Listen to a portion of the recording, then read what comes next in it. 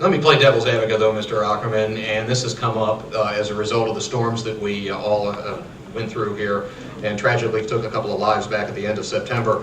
And that was, it exacerbated the problem that we've all known we've had about the city's storm drainage and sewer system. The city has mismanaged that infrastructure for a long period of time, and the concern has been raised that if they can't manage the water going out, they're not going to do a very good job of managing the water going in. Even though the city has a track record with the airport and the Civic Center, for Lexington, many years, the city just let that sit. It lacked oversight. The status of the Lexington Mall was recently used in a political campaign, and eminent domain came up with that. So how can we be assured that the water delivery system, if it's owned by the city, won't be mismanaged, neglected, or used as a political football? Let me first address the Lexington comparison, because Bill Lear brought that up 3 years ago, and I countered him with this statement in a debate, and it didn't show up again until tonight. If Lexington was the monopoly on transportation in Lexington, and you absolutely had to ride a bus from your door to your place of business, or where you wanted to shop, or where you went to church, it would be a beautifully run system like any other monopoly would be. As to the question about the storm sewers, I think we would all agree the problem there is that the council in the past has not budgeted sufficient money to take care of the storm sewer system the way that it would need to be. Fortunately, state law prevents that risk from occurring in the case of a municipal utility and a water system. There are statutes in place that direct the allocation of revenues to provide for maintenance of the system, for reserves, for capital expenditures, and that sort of thing, so that the question is not, would the money come into the local water authority and be taken somewhere else and not used to maintain the system? The question is, would the authority have to obey the law? And of course it would, to maintain the existing system and to provide reserves for capital improvements going forward. Mr. Scanlon, would you like to respond to that? Again, this is a matter of dealing with the facts. The facts of our sewer system being improperly run, Mr. Ackerman, is not the fact that the council hasn't allocated the proper funds to do it. What is a fact is the council has not allowed the rates to be sufficient to put the proper funds in the government to run it well. The political will of the council has been to keep the rates artificially low so they can get reelected and say good things about their tenure. This is exactly what I'm afraid of, is that the council, for political motives, will keep the rates artificially low for the water company, and it'll get in as bad a shape as our sewer system. That's point number one.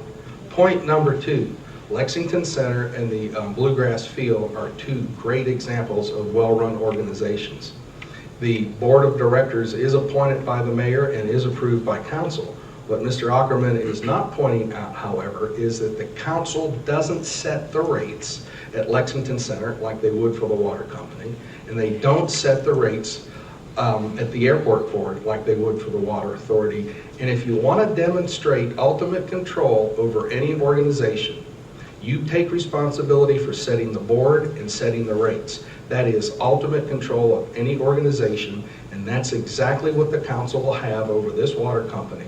And that's exactly the condition this water company will turn into when they set the rates artificially low like they do for the sewers. Mike, you make a good point. It's one to bring out. The Dean First Task Force report, and this has been presented to council, but I think we all know that no formal action establishing a water authority has yet occurred. So we're talking about a recommendation, not a hard proposal before council.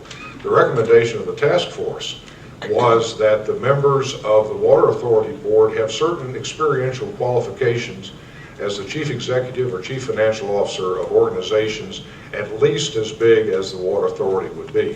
So we're not talking about political appointments here of folks who are not qualified to run a water authority. And secondly, I'll go so far as to say you've got a better idea. I don't think there would be any objection from anybody in favor of local ownership of removing any rate authority from the hands of the Irving County Council, even though Dean First's committee recommended otherwise. Well, again, let's just go back to the facts that this so-called recommendation was put in front of the council for a vote. That's more than a recommendation when it comes to the council and say, please vote this up or please vote this down.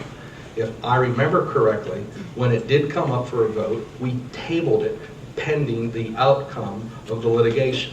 So when we say that was a recommendation, it is another one of those creative use of the facts that it's not as simple, well, we just suggest we take that out.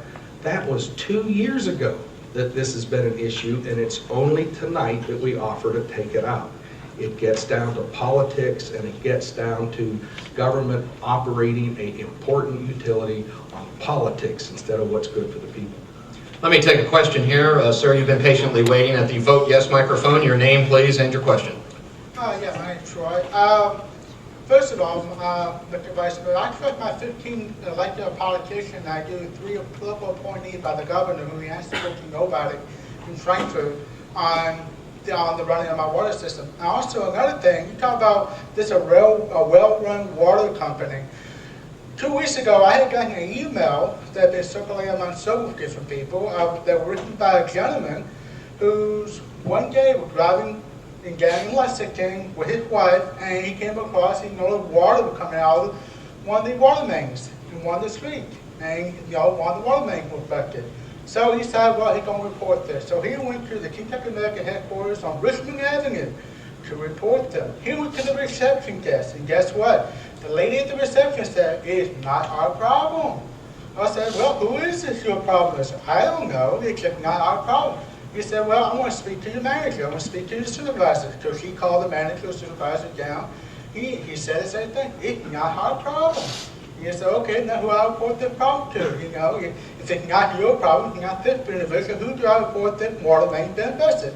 So what the supervisor did, he called a security guy over and said, "Report it to this guy." That is not a well-run company.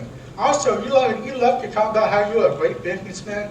And it does not take a lot of businessmen to take a piece of frozen meat that comes off a truck and put it in a microwave and send it to the restaurant. Well, let me address the service. And if someone from the water company, if I got these figures wrong, I got them from the paper, so please correct me. Mike, the local staff since 2000 of Kentucky American Water has shrunk from 153 to 134.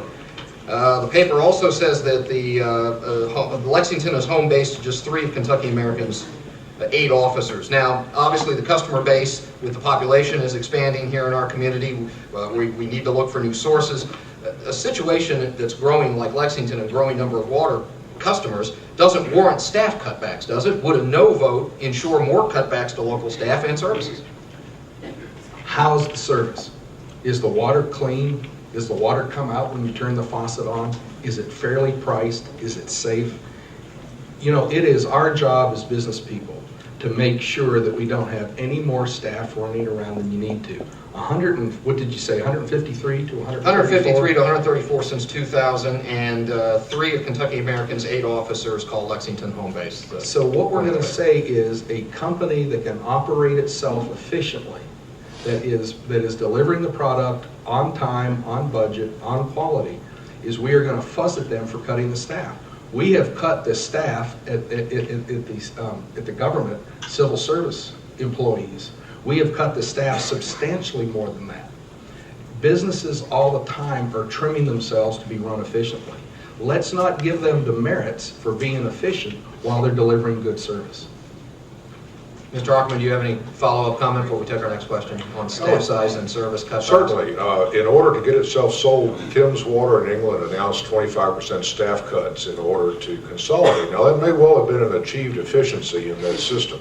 We don't know what American Water Works is going to propose system-wide in order to get itself sold at the kind of price RWE would like to get. The point is we have lost jobs in Lexington. They're jobs that would be recovered if we own the water system. A local water authority would have to create a billing center, bring those jobs back from West Virginia. We'd have to have a customer care center, bring those jobs back from Alton, Illinois.